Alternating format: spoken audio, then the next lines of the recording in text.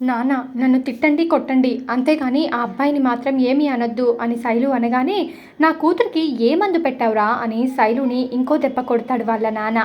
నాన్న నేను నీ కూతుర్ని కాబట్టి నువ్వు నన్ను తిట్టు, కొట్టు. అంతేకాని అతనిని అనే రైట్స్ నీకు లేవు. కేశవన్ని ఏమైనా అంటే నేను ఊరుకోను అని అంటుంది శైలు. ఆ మాట వినగానే వాళ్ళ నాన్న ఇంకాస్త గట్టిగా అరుస్తాడు.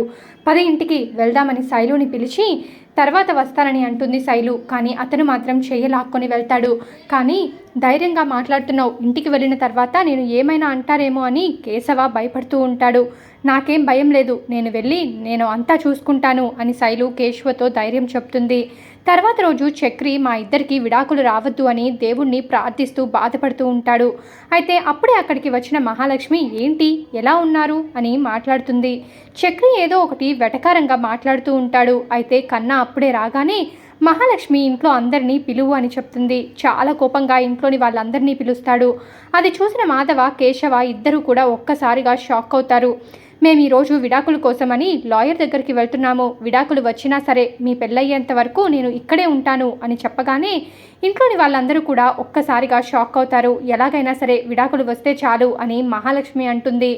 శైలు ఇంటికి వెళ్ళగానే వాళ్ళ నాన్న తనకి దిమ్మ తిరిగిపోయేలా క్లాస్ ఇస్తాడు. నాన్న నాన్న అని ఆ పేరు నన్ను ఎందుకు పిలుస్తున్నావు? అందరి ముందర నా గురించి అలా మాట్లాడడంతో నేను ఎంత చచ్చిపోయానో నీకు తెలియదా అని ఆయన మాట్లాడతాడు. అప్పుడు అక్కడికి వచ్చిన వరాలు ఏం చేసింది అని అడగగానే ఇక వరాలుకి నిజమైతే చెప్పేస్తాడు. ఆ మాట వినగానే వరాలు కోపంతో రగిలిపోయి శైలుని కొడుతుంది. శైలు నన్ను ఎంత కొట్టినా సరే నేను అతన్ని చేసుకుంటాను అని తెగేసి చెప్పేస్తుంది.